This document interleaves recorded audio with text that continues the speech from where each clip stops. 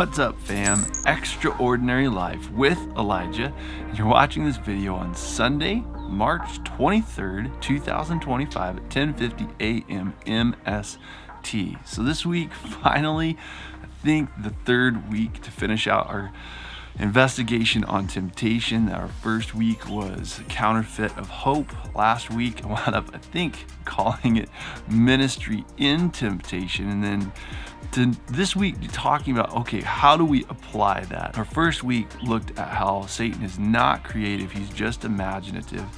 And so he takes the truths of God and he twists them in order to be a lie that we bite on. And then that Jesus is our high priest, that he is one who is tempted in every way as we are, that he's walked into us with the desires that drag away. He has felt the enticement with us, but at that point of sin's conception, that Jesus walks away and is without sin. And he shows us he is the way out, that God will not allow us to be tempted beyond what we can bear. Within the temptation, that he will provide the way out, and that Jesus is that way. He gives us confidence. The confidence comes from a standpoint of that he engages with us in the world's worst temptation, which is the one that you have. So I encourage you to go back, watch those two videos over this last 2 weeks, but that's where we've been.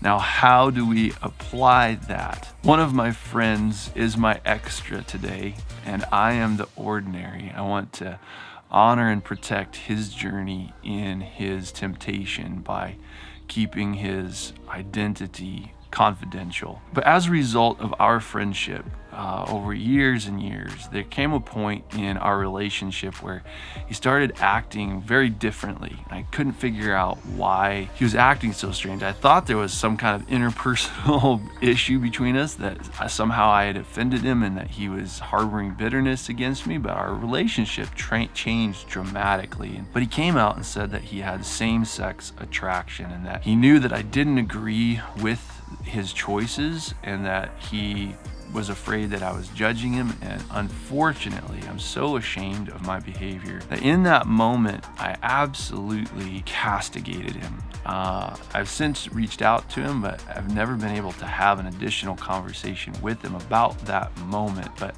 I behaved so poorly. As I look back at that situation, what I can see was that I was not Jesus to my friend, that I absolutely misrepresented Jesus to him in that moment. Jesus is not one who is unable to empathize with our temptations and our weaknesses, but has been tempted with us in every way as we are, that he walked into those spaces with us and said, I see this. I see why this is so alluring to you. I see why this is beautiful to you. And I want to sit here with you and help impart to you the gift of my felt understanding with you in this place.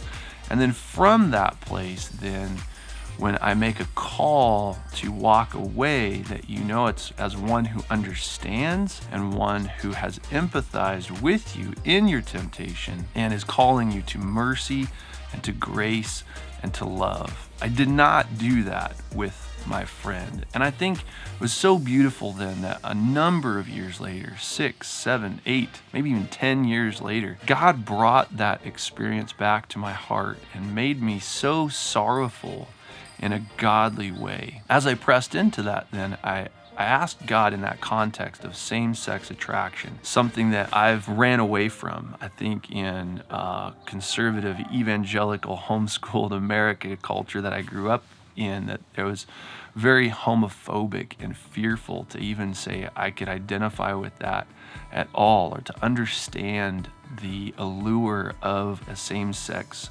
attraction. There was a resistance there to just run away from it, say, no, I can't identify with that at all, except that's decidedly unlike Jesus, because it says that Jesus was tempted in every way as we are. We do not have a high priest who is unable to empathize with our weaknesses. And so I think in that place, God made me so sorrowful, because he showed me that there was an opportunity for me to love, to connect with my friend, to be Jesus to him, to show true compassion, kindness, tolerance, and patience with him. And I didn't do that with someone that I loved deeply and cared about. And instead, because of my fears, because of my disassociation with Jesus and his high priestly ministry, being like him and empathizing with people's weaknesses, I beat my friend up and caused him a great deal of pain and discouragement, a lack of confidence to approach the throne of grace or to stay in relationship with me. So out of that place, God brought a godly repentance to my heart that brought mind change and left no remorse. That I had remorse and sorrow for what I had done to my friend, obviously, but that he led me forward into the beauty of Jesus and pursuing us in temptation. With that, then, I asked Jesus, you and I, let's walk into this temptation of same-sex attraction together. I want to be with you, and I want to be for my friend. I want to impart the confidence and the grace and the love that you have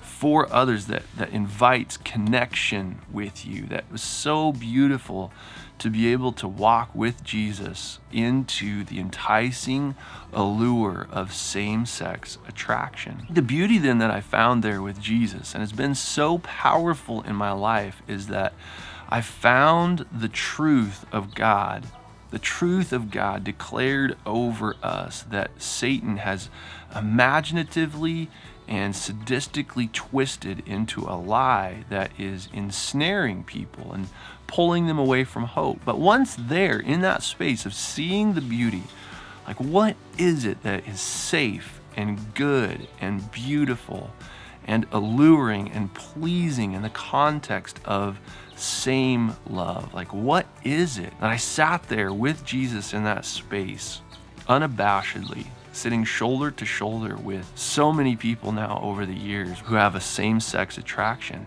and being able to sit with them in such a way that they're like, have you had same-sex attraction? Like, is this something that you're in? Because you know my heart. You can speak my desires. You understand, and you can call it beautiful. Like, you see the enticement. Like, that's incredible. How do you do that? It's been so wonderful because I'm so instructed then by my brothers and sisters who are in temptation, that in sitting in that place of enticing temptation, having been drugged away and seeing what Satan is saying in that context, it has empowered me to see the truth of God in a new context that I never would have had I not sat in that place of temptation as one who understands and empathizes. In that space, I discovered a new aspect of Jesus that I had never discovered before. Secondly, I discovered truths about myself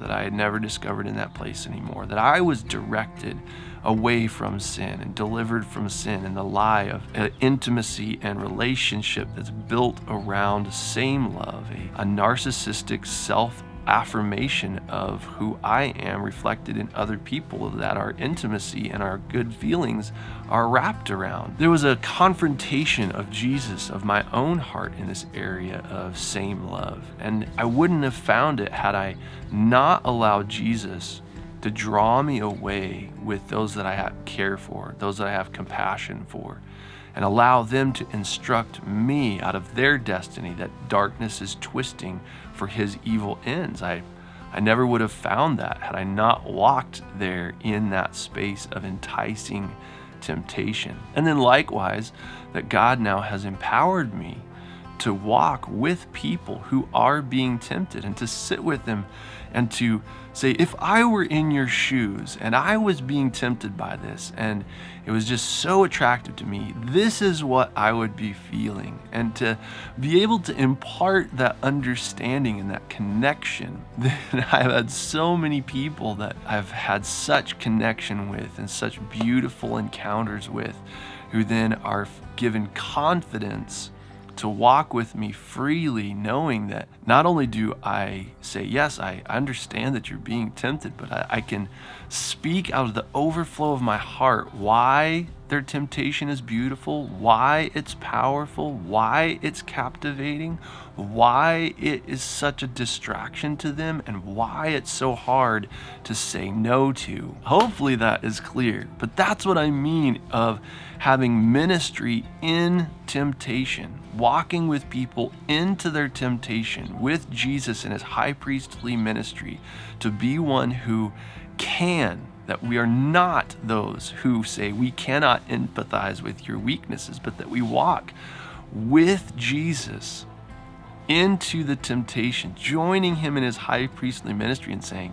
yes, I am engaging the full enticement of your temptation with you in every way. Now watch as I walk away from the conception of sin and say no to sin and ungodliness by the power of grace. Now confidently follow me into the throne room of grace to receive grace and mercy, having seen and tasted a demonstration over the most powerful temptation in the world, yours, and walked out not having sinned. It's possible. Follow me to the throne of grace. I hope that makes sense to you. I hope you're tracking with me. It's been so beautiful to see that there is an additional way that I can engage with the person of Jesus and be united in his person, to feel his spirit, his person, and his presence upon me as I pursue people in their temptations. That's my fascination. That I find beauty, I find gold, I find destiny, I find truth, I find God's ways, I find conviction, I find revelation, and I see it that it's being held captive, and I want to set it free. If you subscribe to what I am doing, hit the button, hit it, and then get it. Hit the bell as well so you get notified with the new content. And if you loved this video, you didn't just like it, hit the thumbs down button. Pray blessings on our lives together. I love you guys lots, and I'll see you in the next video. There was some loud noise over there, and I was having a really hard time not looking. Oh my goodness, so ADD. I hope that makes sense to you guys, by the way. Jesus is so beautiful. His ways are altogether lovely. Next video. What's up, fam? Extraordinary Life with Elijah, and today Debbie and Carrie are my extra, and I am the ordinary.